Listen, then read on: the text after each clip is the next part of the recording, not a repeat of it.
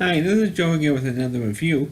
For the sake of this video, I'm going to be discussing the sequel to the 1994 Disney film The Lion King, which is, of course, aptly titled The Lion King 2 Simba's Pride. Now, this was, which came out in 1988, which is a direct-to-video sequel to the original Lion King, which just came out like 4 years earlier. So it's like one of the first, and then the first, of the original Disney animated movies they made a direct sequel to.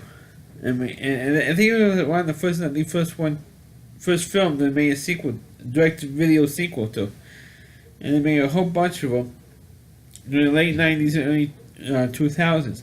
And there was The Mermaid, I think also Beauty and the Beast.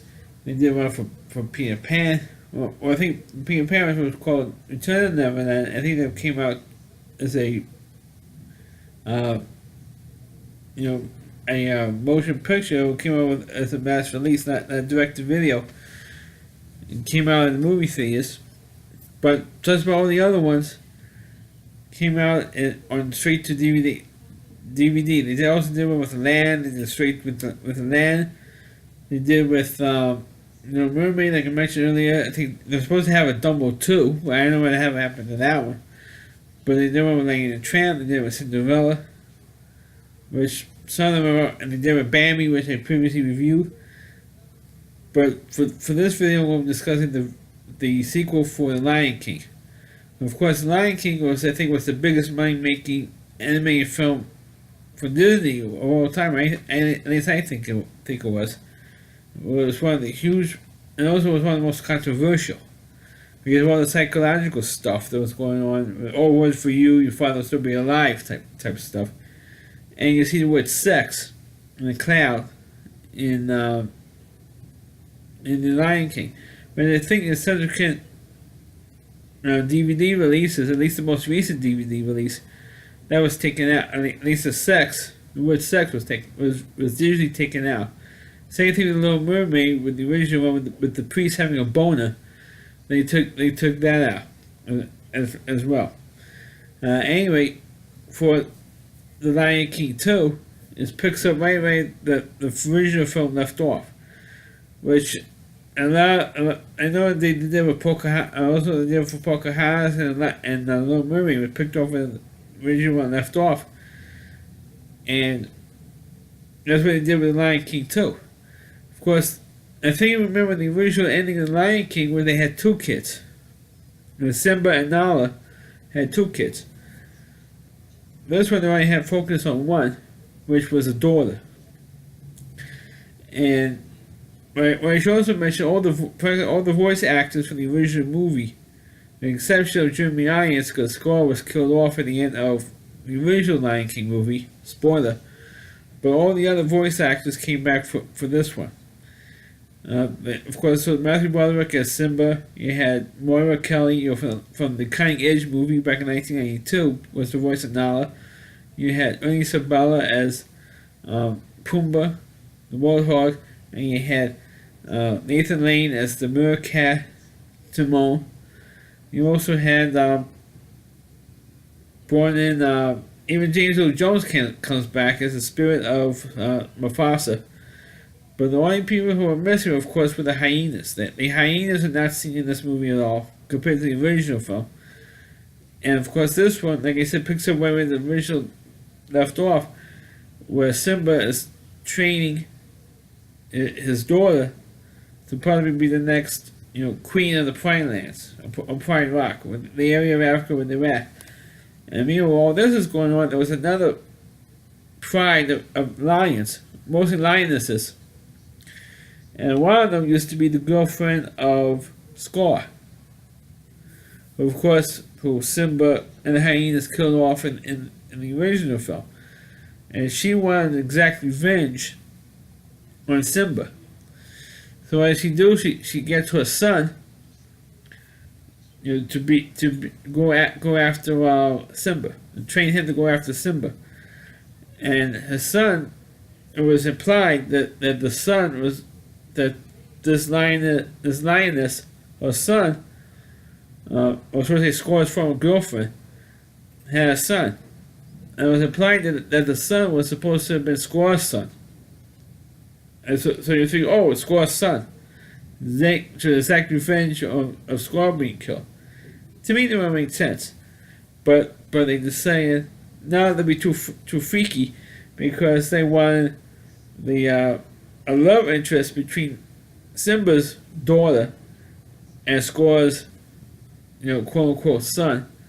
So I figured, since they want to have the love story between these two lions, they said, oh, we can't have him be Scar's son because it'd be cousin thing going on here, and they didn't want to freak little kids out.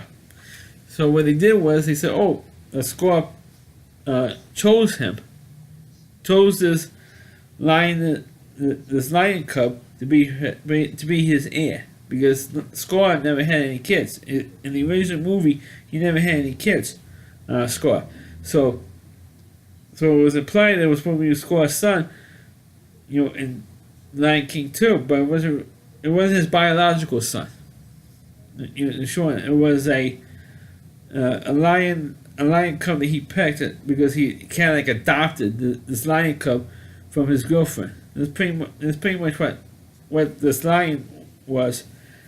And so this lion cub infiltrated the Simba's pride and trying to get the second revenge on Simba.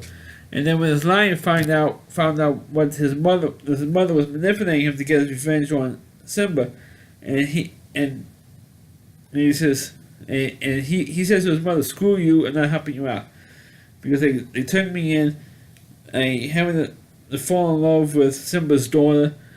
I don't want to stab him in the back. I don't want to do that."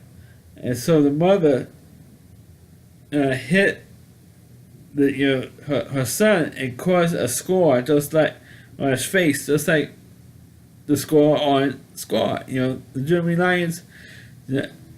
Irons character from the original Lion King movie. So now he has a scar that matches father in the film, and from the original film.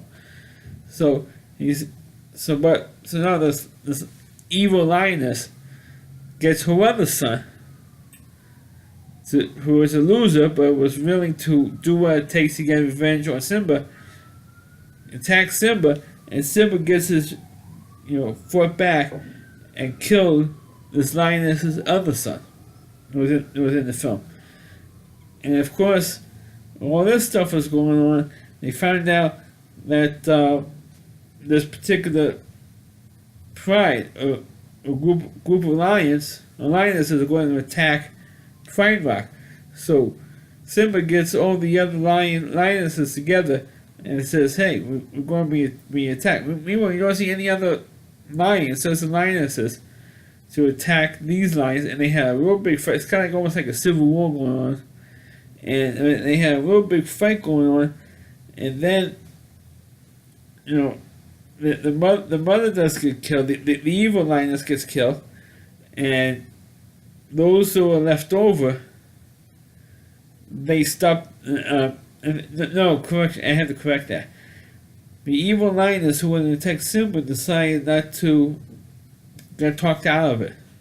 They did have the fight to start with. It was going on for a while, and then Simba's daughter plus the son of the evil lioness there. I'm forgetting her name, so that's why I'm not mentioning the name. Decides to talk them out of it.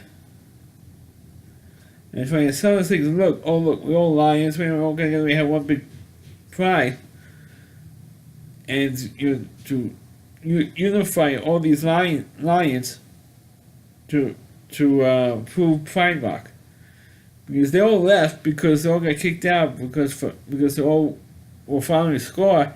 So when Simba took over the Pride, he kicked all of them out.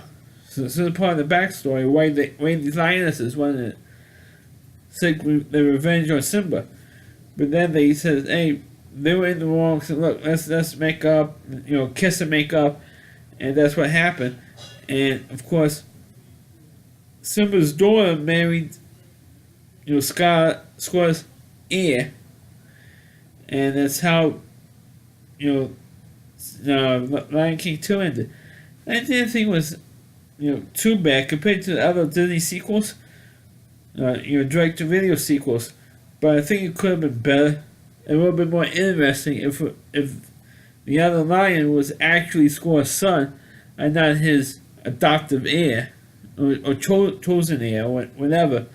It would have been, but I can understand why they Disney kind of changed that because it would freak these little kids out.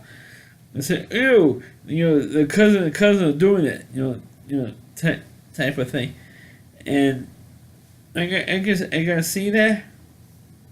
I gotta understand that rationale, but I think it would have been better if it was actually Squaw's son, and which was going to be, Simba's cousin, and all. Except it was part of the family and stuff. I mean, that would have been cool if he would have saved Simba's daughter, right? Do the right thing at the end and stop his mother from attacking, Simba's pride and all that, the pride and stuff. And then at the end of the movie, Simba accepts him as part of the family. That would have been cool. That would have been a much better story than the one they ended up with. But like most movies, direct-to-sequel movies that the Disney made, direct-to-video movies, it's not that bad, but I feel it could have been better. I feel that way. So that's my review of The Lion King 2. Please click on the video, please rate it. Feel free to subscribe to my channel. And please forward this video to your Facebook pages. You can check out all my reviews and on my YouTube channel at rowdyc.com. It's all WDY, C.com.